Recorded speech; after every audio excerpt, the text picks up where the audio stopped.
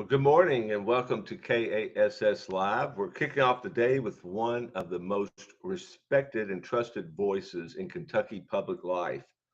For more than 2 decades, Renee Shaw has helped Kentuckians make sense of the issues that shape our communities, from the Capitol to the classrooms, through thoughtful, fair, and deeply prepared journalism. As Director of Public Affairs and Moderator at Kentucky Education Television, she leads the network's coverage of public policy and hosts flagship programs like Kentucky Edition, Kentucky Tonight, and Connections. Her work has earned multiple regional Emmy Awards and some of the highest honors in journalism, including induction into the Silver Circle for Distinguished Service. But beyond the accolades, what truly sets Renee apart is her commitment to the craft, her preparation, her professionalism, and her ability to ask tough questions while building trust across perspectives. So I'm looking for Renee. There she is. Morning, Renee morning, Shaw, welcome Mark. to the show. It's good to be with you. Thank you so much. It's an honor. Well, we appreciate you starting your morning with us. And you spent, more than 2 decades helping Kentuckians understand what's happening, not through opinion, but through clarity, preparation, and facts. Today we want to explore how journalism, politics, and public education intersect and what that means for our leaders on the ground. So, with all your experience covering Kentucky's political and public affairs landscape, what do you believe is the single biggest shift in how information is delivered and trusted today?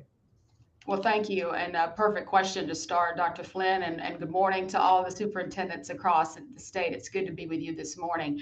Of course, the simple answer is social media, the digital age, right? And I am not a digital native. I am a digital immigrant, right? So I came along into this kicking and screaming. And back in the day, in the late 90s, early 2000s, they called it convergence media, when in the broadcast realm, we were expected also to do print, maybe do radio, these other companion pieces. And that was a big concept back then, convergence media. And now to generations younger than us, that they're just digital natives. They don't know any different. They perhaps aren't as connected to legacy media, which includes KET, but also the Courier Journal, the Herald Leader, your local TV affiliates or your networks. We know that more than half of those who are the millennial age and younger get their news and information from social media first. They're actually called socials first. They're not going to the Herald Leader or the Courier Journal website or your local newspaper website and checking that out. They're just looking at their feeds and seeing what comes across. And in fact, there's been a lot of great research from the Pew Center about where people are getting their news. And they're not really seeking the news is just finding them. And so, just by their natural interaction with Instagram, Facebook, TikTok, and other various forms that I'm not even a part of, that's how they're getting their news. But they're not so much the younger generations intentional. The older generations, like myself and maybe some of you, we still rely mostly on legacy media, traditional news forms. But we know that younger generations are not. And it's changing, one, the trustworthiness of what they're getting, because they're getting their information from podcasters and influencers more than they are from traditional news sources. So they count podcasters as just as reliable and accessible as someone who delivers the news. And that's where they get their news that is filtered through opinion. And so there's a great shift. Back in the day, it used to be, and Ted Turner, we just lost him earlier this week, right? The advent of CNN. And many of us said after the fairness doctrine was ditched back in the late 80s, and then there came CNN, and then the other all 24/7 news channels, that changed the media landscape, because you had 24 hours that had to be filled 7 days a week.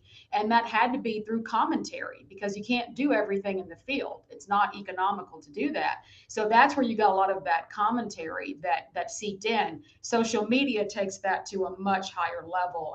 And who knows, Jim, where we're to go from here. Well, we're wanting a little prognostication, and we'll talk about that. Yeah. But I mean, of course, you're known for being deeply prepared and fair, but also willing to push back. Mhm. How has that balance become harder in today's media environment? Well, it can be. It is surely it's a high tightrope, right, to balance. I mean, I say that in my position, I think many of you know that KET is also a state agency.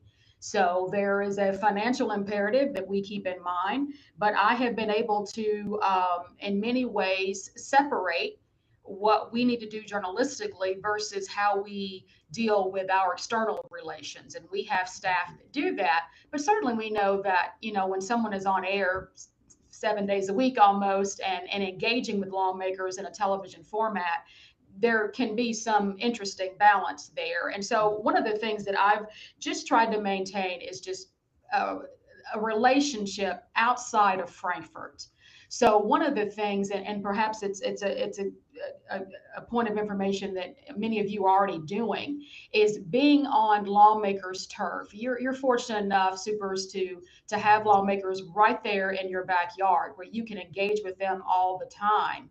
Sometimes when I go to Frankfurt, that's the only time they see me. Right. And many of them don't get a chance to come in here to the studio and talk about the issues. But when I'm on their turf and I spend a little bit of time speaking with them off the record, and we make that very clear, and it's kind of a listening tour, if you will. Maybe it's a lunch and learn. I'm going to be in Todd County. Can I just stop by and talk to you for a minute? And just to get to know about this area a little bit better. Where are we missing it? What stories should we be telling? And when we started our weeknight newscast about 4 years ago, there was a lot of intentionality in reaching out into the rural areas of the state, because we know that Louisville, Lexington, Northern Kentucky has a lot of options for media, but Western Kentucky, not so much, or Eastern Kentucky, or even South Central. And so I really had some intentionality behind talking to lawmakers that we didn't really have a lot of relationship with, and asking, what is it I need to know about this area? And do you have just a few minutes? Maybe it's a video call to do that. So building up that rapport that's outside of that sterilized Frankfurt environment is key.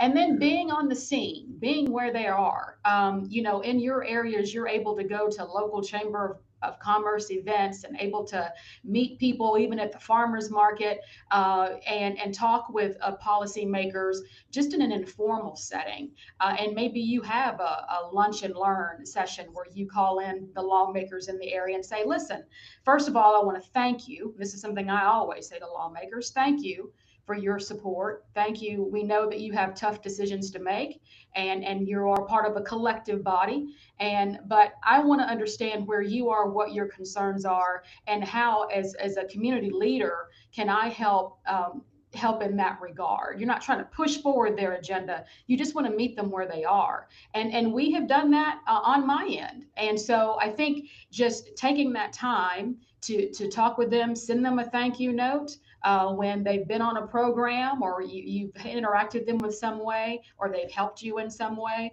and then just continuing to build up that relationship. For you all, I think it's a good opportunity too to talk about what's happening in the education space and brag about it. And we're going to get more into that, Jim, I know, about how you tell your story. So I won't do a spoiler right now, but that's the business I'm in. Every day, I'm trying to tell a story of KET. Even though the story is about something else, we're still telling the story of how KET helps make that connectivity possible. Mm-hmm.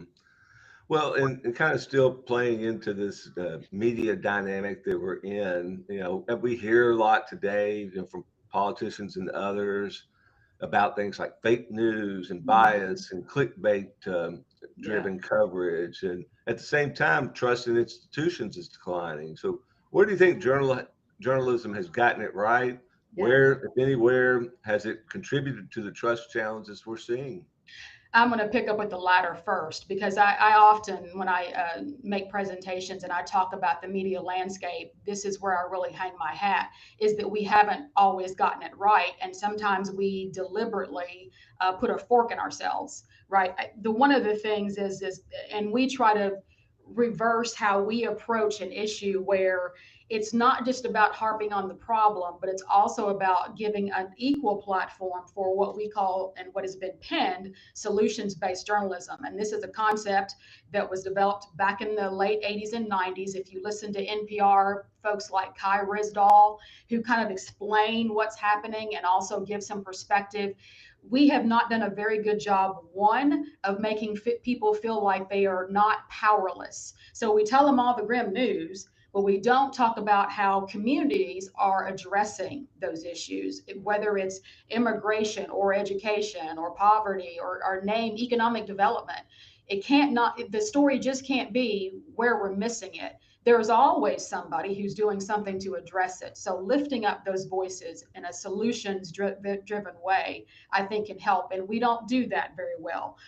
And we leave people feeling like they don't have any kind of agency in what's happening in their world. The other thing we're not doing very well is sourcing. When you're dealing with high stakes journalism, where it's a war setting or there's a danger component, it's one thing to say, on the condition of anonymity, this person spoke to us, but that cannot be from the beginning of your newscast to the end of newscast. Sources say a truth worth telling is worth knowing who the truth teller is. And so I think we have to, when we get stories, we have to really encourage sources to be open about who they are, and unless there is a dangerous situation that could impede their safety. But by and large, on other issues, we need to really be able to source that firsthand. Otherwise, it just leaves it in the lurch. And then I think too, we often have to put a face on it. One of the things that I think you're seeing more media try to do is to humanize stories. It can't all be just about facts and figures. You have to show the human impact. And I think that can help people really connect to it. I do think we have been doing it as best we can. The news industry has changed so much. It's so fragmented now. There's so many more options for people to get their news, as we've discussed. But we have to be the ones that's the North Star. And if we do all of the ethical things that you all employ in your industry, what are the ethical standards by which we operate? And if you can do that and tell people what those ethical standards are, that's another place we're not getting it right.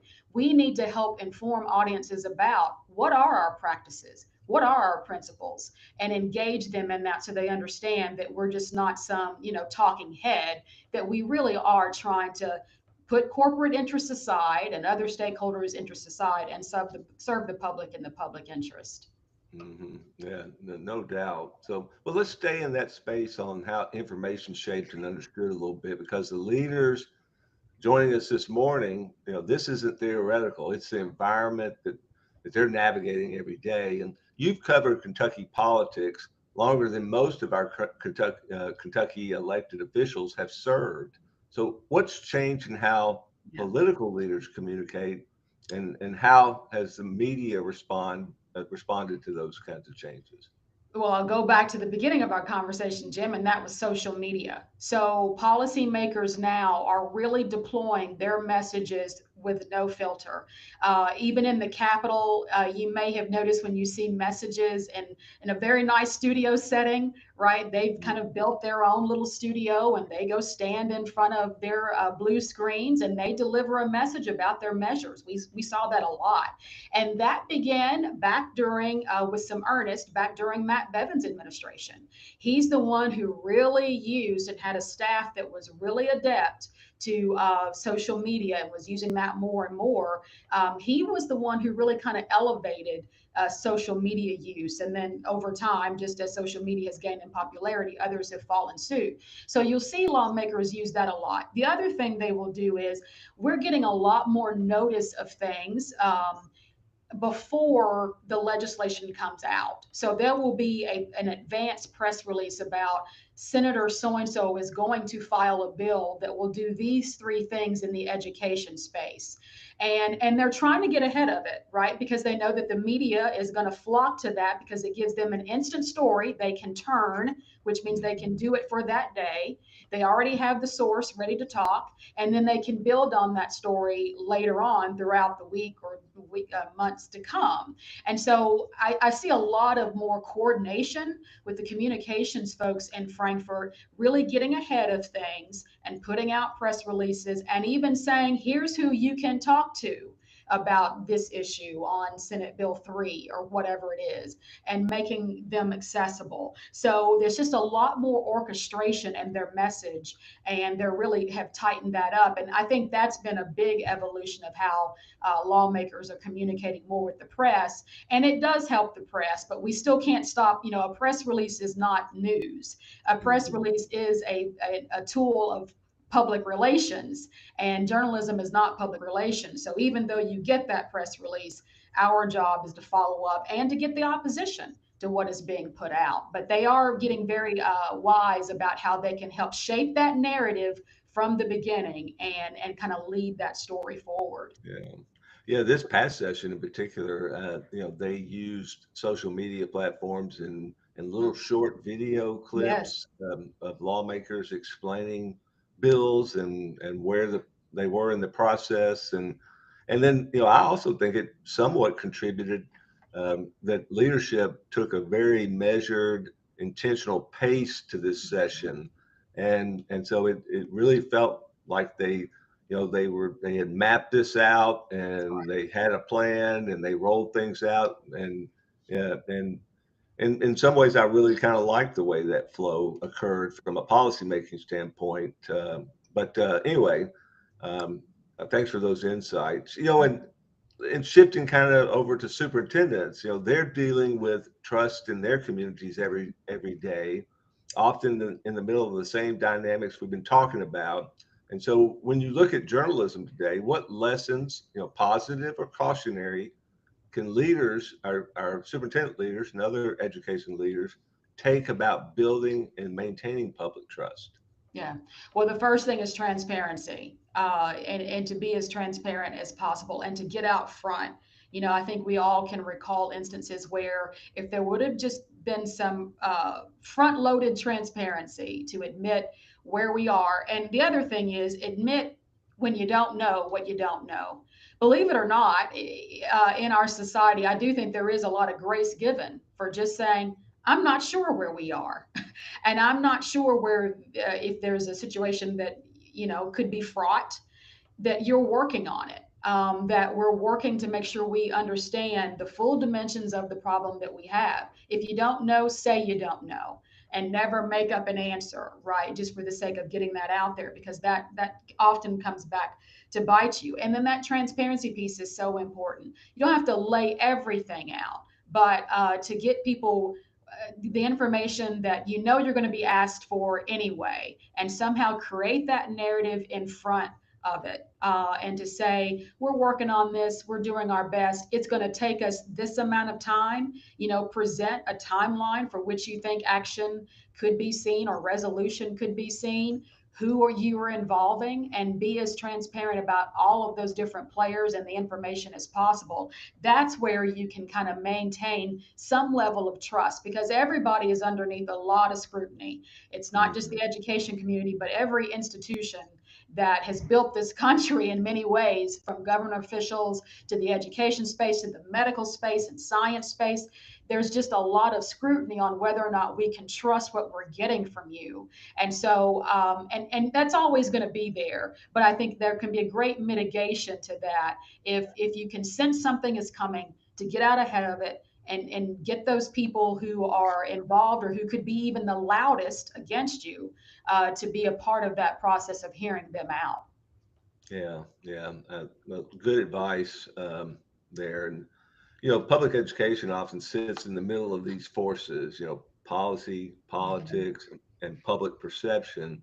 And one thing we talk about constantly at KASS is that public education hasn't always told its own story as clearly as it could, and sometimes we let others frame it more than we should. And I do think superintendents and their teams are being much more intentional about that and telling their stories and getting it out there. But from your vantage point, how is public education currently being portrayed in the media, and where is that portrayal accurate, or where there's some gaps or where it's incomplete and opportunities for us to do something? Well, I think it's an excellent question, and I do think it's probably more positive than you may assume, right? I think that you can ask anybody about growing up and who was your favorite teacher, and they can tell you, right? And they can tell you why. You may ask them some other question about their first car, and they could give you some really vague details. But most people remember an educator who made an enormous impact on their successful journey. And so I think that's a continuous through line and narrative that educators can bank on. And I think public education by far is viewed very positively. Now, what you've been seeing in the last few legislative sessions, and I think you'll continue to see it, is the distinction between the classroom educator and the administration, right? That I think that there is going to be a lot of conversation about administrative bloat.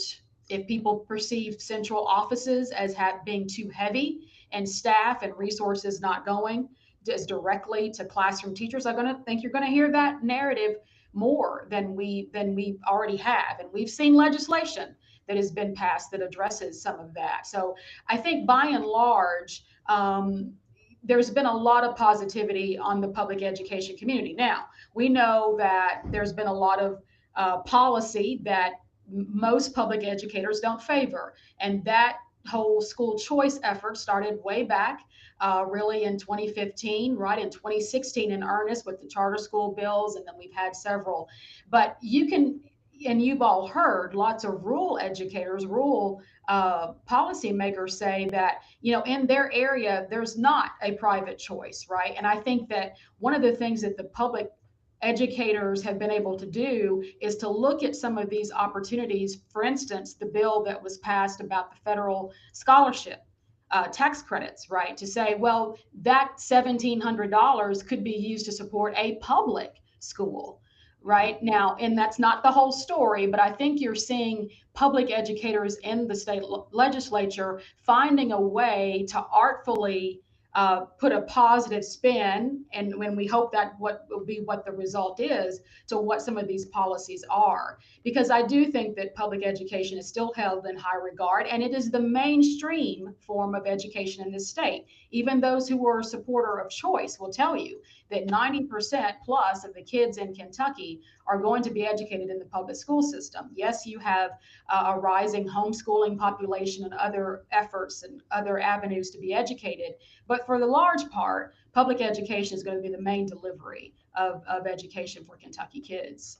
Yeah, yeah. There's been that long term study where they ask people their perceptions about uh, public schools, and the trend has always been that how are public schools in America, and you'll get some like, oh, they're terrible, they need to improve, and then they'll say, well, how are the public schools in your community? Right. Oh, ours are wonderful. That's right. And so we can lean on that and leverage that, but we still have a perception problem when we talk about public education on the whole, and that that's a challenge. You mentioned the administrative bloat issue too. As I talk to superintendents, and I was a superintendent for a long time, we want to invest as much of our resources in the classroom and creating opportunities, access, and experiences for our students that benefit them and their development, right? But I try to remind our policymakers is that most of that administration is a function of state and federal laws that they've passed. So if they Right. want less administration, then put less constraints and strings on us that cost administrative Right. resources. And so Do you feel like that resonates with them? Do they hear that for what it? I think they do, but then I think when politics and policy collide, politics always prevails. So if there's a benefit to raise the administrative bloat issue, then they Yeah. will. And I found as a superintendent, when we get into tax setting season, Right. then that's when the kind of the microscope or the magnifying glass Mhm. would get focused on central office, and people Mhm. would start grousing about all that central office staff, and and those kinds of things. So, it's kind of an age-old issue that we deal with, but there are reasons for that administration, and mostly it's from state and federal policy requirements. So, that's another one we grapple with and deal with. And but anyway, um, you kind of touched on this in some of your earlier comments, but when we're talking about, there's 171 superintendents in Kentucky, and what's the one thing you tell them about why they can't afford to stay on the sidelines of Yeah. the public conversation in this environment? Yeah, that's a crucial question because you can't afford to, literally. There's so many folks who are trying to get their perspective and their particular project across the finish line and to be impactful in some way. There's a lot of competition, right, for the attention of policymakers, and so you can't just kind of cocoon yourself and say, well, it'll all work out. One of the things that you'll hear from policymakers, from lawmakers particularly, is, well, so and so never came to me and told me they had an issue, right? Or I didn't hear this from this community or from this sector or from this, so it must be fine what we're doing. So the absence of information of your perspective is almost a complicit, yes, I'm okay with what you're doing, right? When that may be the opposite. So you really have to be very proactive. And a lot of what I mentioned about having those kind of lunch and learns with lawmakers, those kind of things help. And even doing, if you have a local newspaper that prints on a weekly basis or whenever, or how frequently it does, to put a letter in the editor, a letter to the editor in the paper, right? Is be as forthcoming as you can. Messages on your Facebook page, et cetera, to kind of just get into the public space and communicate, even with the larger papers, the Courier Journal and the Herald Leader. Just because you may be some distance from them, let them know what's happening in your communities and highlight some programs, particularly that's connected to economic development, right? We know that one of the positive ways to kind of frame the impact of public education is to show its connection to the workforce. And that's not just in the 16 range, not just college or adult education. That starts all the way with early learning, right? And to show that, what happens in the school setting has a major impact on the economic development and growth of the state. And what is that story? And from your career pathway programs that you have, or whatever it is that you can tout that you're doing successfully, and highlight the educators who are doing it. If you can do that, that helps also when you're trying to really engage in tougher conversations about pretty tedious policy matters, right? But you've got to build that positive story of, yes, here's where we stand. We see where we stand on academic achievement. We see where we need to go, but here are some bright spots. And to really tell that story in as many different formats and platforms as possible, and with the lawmakers there in the community. Your big partners are your business community, and we've learned that just in at KET and how we even operate. When we get involved with local chamber or the Kentucky statewide chamber of commerce and other economic development groups, that can really help their buy-in on what you can do for the community and how you can be a pipeline for them. And so tell that story of that is very linear about what you do in education has some long-term impacts in economic development and job creation. Yeah, no doubt. We like to say that, workforce development, economic development, all that, it begins in our public schools. And, That's right. and public education in such an important way is the parent of all workforce development. That's So, right. anyway, such good advice, Renee, and thank you. Your career is a reminder that credibility isn't accidental. It's Mhm. built through preparation, discipline, and commitment to the truth. And for our superintendents, the lesson's clear. The story of public education will be told, and the question is whether or not we tell it, and then people like you help us tell it. And we appreciate you being that voice, and being that balanced voice. I think you also set the bar, for other journalists to Thank you. follow. I think in a day when journalism is, trying to find its place. It, those standards and ethics that you point to and practice, are important. And then I've also, and from our conversations and hearing you speak before, the alignment between the standards of good journalism and just the standards of good leadership That's right. are the same. And That's right. but anyway, thank you for helping start the day with us with such an important conversation, and thanks for the work. Any final comments or any sage wisdom that you'd like to leave us with? Well, I don't know about that, but I do want to say that, express my gratitude. There are a lot of superintendents, perhaps I can't see who is all on the call, but I've been really blessed to be able to interface with a lot of you all and help tell the story of your great work. And that's what we want to do. We're your professional development partners, but we also can help advance and tell your story. And so I invite you to reach out to me.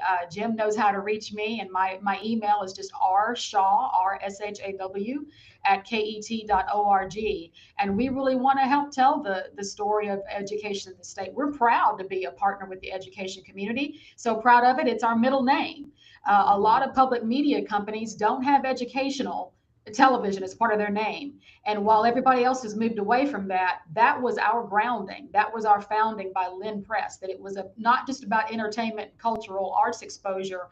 At the fundamental, it was about access to education, so that every Kentucky school could be somewhat on an equal footing. So that's a part of our identity. It's a part of our legacy and our commitment to keep doing that. So I want to hear from you about where we can be telling your stories better, because we are better together.